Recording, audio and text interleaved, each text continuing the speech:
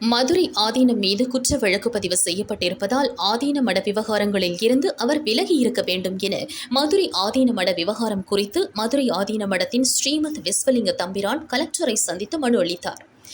Madurai collector ஆபீஸில் ஸ்ரீமத் விஸ்வலிங்க தம்பிரான் செய்தியாளர்களை சந்தித்தார்.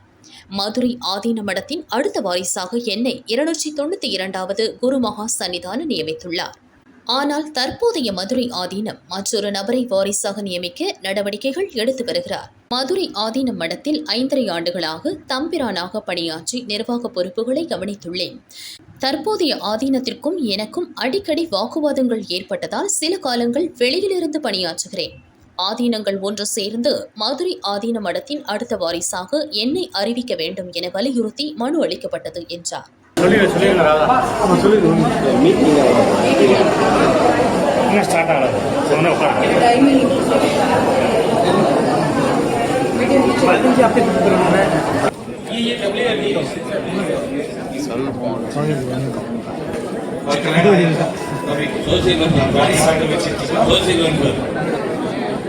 மதுரை கார்பரேஷன் மதுரை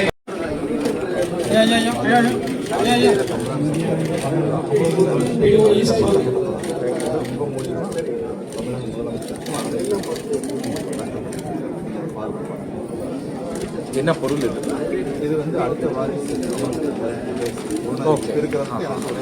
அதினமுடைய அடுத்த வாரிசை நியமனம் பண்றது. நான் HRNC கமிஷனர்.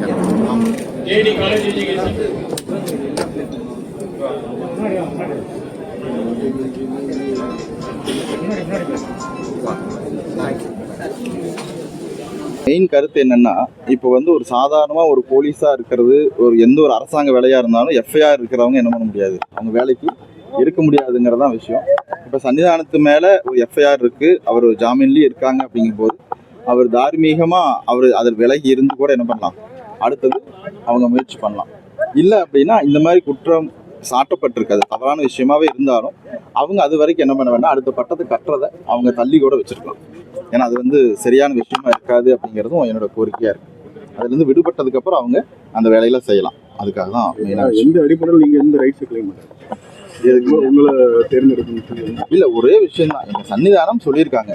ஏன்னா 2 பேத்துக்கும் ஒரே குருநாதர் தான், 292 தான். அவர் காலத்துக்கு முன்னாடி இருந்து நம்ம இருக்கோம்.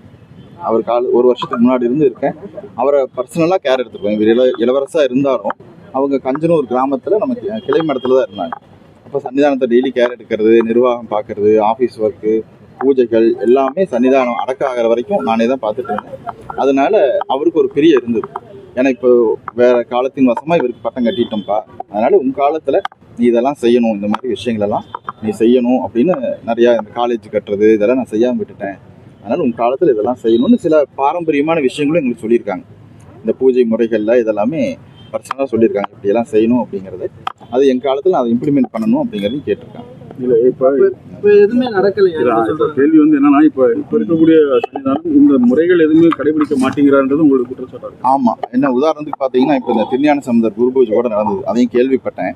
அதில் பார்த்தீங்கன்னா ஞானசம்பந்தர் சிலை ஊர்வலமாக வரும். அது வரும்போது சன்னிதானம் 3 தடவை சுற்றி வந்து விழுந்து வணங்கணும்.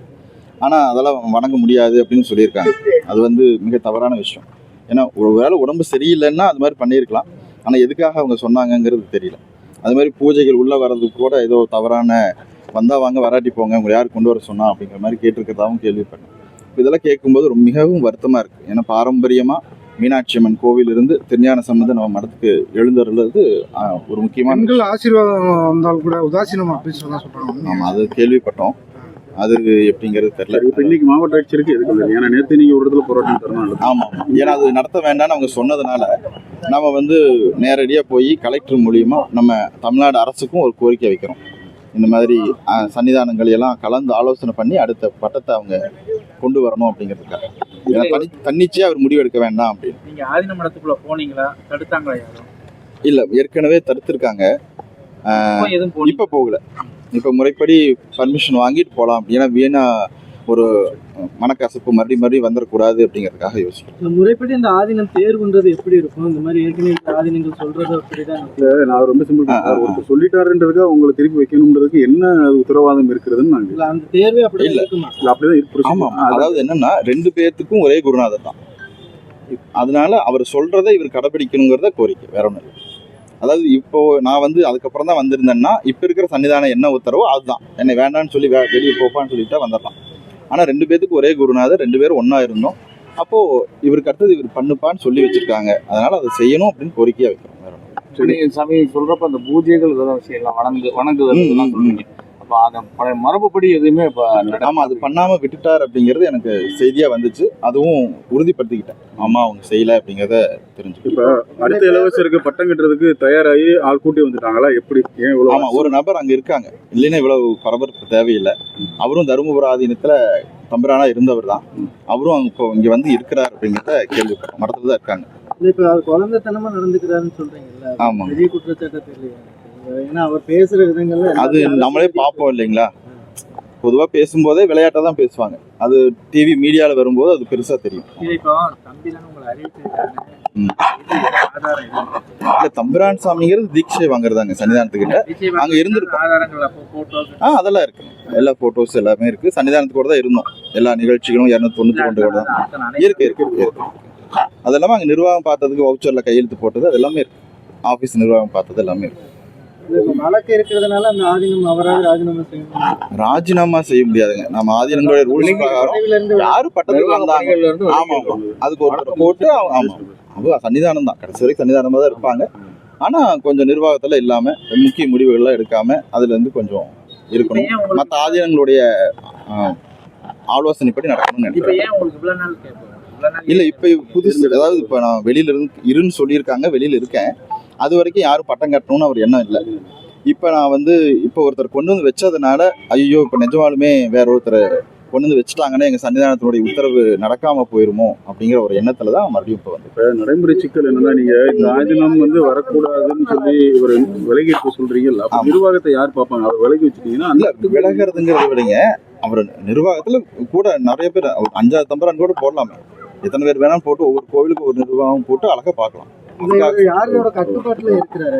அரசியல் ரீதியா கருத்துக்கள் நிறைய சொல்றப்ப சில அமைப்புகள் அவர் கட்டுப்படுத்துறது இல்ல, அப்படி கட்டுப்பாடுகள் யாரும் சொல்றாங்க. ஆனா எப்படிங்கிறது தெரியல, நம்ம உள்ள இல்லாதனால என்னங்கிறது. நீங்க ஏற்கனவே வெளியேற்றப்படுறப்ப அந்த மாதிரியான அமைப்புகள் எதுவும் உங்களை தலையிட்டு இல்ல இவர் சன்னிதானம் மட்டும்தான் சொல்லுவாங்க, வேற யாரும் எந்த தலையிட்டு சொல்லி நீங்க வெளியே நான் வெளியில வர்றதுங்கிறத விடுங்க. அவர் சில விஷயங்கள் சொல்லுவாங்க. நீ ரொம்ப அது பண்ற இது பண்ற அடங்கி இருக்க மாட்டேங்கிற அப்படிங்கிறதெல்லாம் சொல்லுவார். அது குரு சிஷ்யன் ஒருத்தர் உறவுங்கிறதுனால அது வெளியே சொல்ல முடியாது. அதனால அவர் சரி மாறிடுவாங்க, சரி கூப்பிடும்போது வந்துக்குவோம், நீ வெளியில இருப்பா கூப்பிட்டுக்கிறேன்னு சொன்னாங்க. அப்போ அது என்ன இருந்தாலும் ஒரு உளைச்சலாக தான், மன உளைச்சலாக தான் இருக்கும். கூடயே இருக்கும்போது டெய்லியும் அவர் திட்டுறதும் அப்படிங்கிறதெல்லாம் பண்ணிட்டு இருக்கும்போது சிரமமாக இருக்கும். அவரும் நிம்மதியாக இருக்கட்டும் அப்படிங்கிறதுக்காக தான் தள்ளி. இப்போ ஆதீனங்கள் உங்களெல்லாம் கட்டுப்படுத்துற தலைமை ஆதீனங்கள் இல்லை, அந்த மாதிரி கட்டுப்படுத்துறதுன்னு யாரு, எல்லாம் ஒவ்வொன்றுமே இண்டிவிஜுவலாக அவங்கவுங்க வாழ்க்கையை அவங்கவுங்க மடத்தை நிர்வாகம் பண்ணுறது. சொன்னா கேட்பாங்க அப்படிங்கிற மாதிரி. ஆமாம், அதாவது எங்கள் சன்னிதானம் சொன்னது தான், தருமபுரம் திருவாடுதுறை கூட வச்சுக்கோங்க, நீயும் கூட சன்னிதானத்துக்கு குற்ற துணையாக இரு அப்படிங்கிறத சொன்னாங்க. திருவாடுதுறை கூட இவர் பட்டத்துக்கு வரதுக்கு முன்னாடியே அவர் விலக்கி வச்சதுனால அவங்க எதுவுமே தலையிடுறதில்லை. தருமபுரம் சொல்றது கேட்டு பண்ணிட்டு இருக்காங்க. ஆனா சமீப காலத்துல அது நடக்கிற மாதிரி தெரியல. அதனாலதான் அவங்களுடைய ஆலோசனைப்படி நடக்கும். இப்ப உங்களுடைய கோரிக்கை தருமபுரம் ஆதீனத்துல தானே கொடுக்கணும். நீங்க எதுக்கு மாவட்ட ஆட்சியருக்கு உங்களுடைய கோரிக்கை வைக்கிறீங்க? இது ஒரு மரத்து ரீதியான பிரச்சனை. எதுக்கு நீ அரசு நிர்வாக ரீதியா இந்த பிரச்சனை கொண்டு வரீங்க? இல்ல, இப்ப அறநிலைத்துறையும் இருக்கு, அறநிலைத்துறை விஷயம் இருக்கு. எல்லாமே நிர்வாகம்லாம் அவங்க கட்டுப்பாட்டுல நம்ம கணக்கு வழக்கெல்லாம் அவங்களுக்கு தான் கொடுக்குறோம். இருந்தாலும் சன்னிதானங்கள் அவங்க செய்வாங்களா? அதாவது யாரோ ஒருத்தர் அரசுங்கிறது அதுதானே. இப்போ ஆன்மீகத்தில் பிரச்சனை வந்தால் அரசாங்கம் இருக்கும், அரசாங்கத்தில் எதுனா ஆன்மீகம் ஊற்ற துணையாக இருக்கணும். 2 கலந்தாதான் எல்லா விஷயமே நாடு நல்லா இருக்கும்.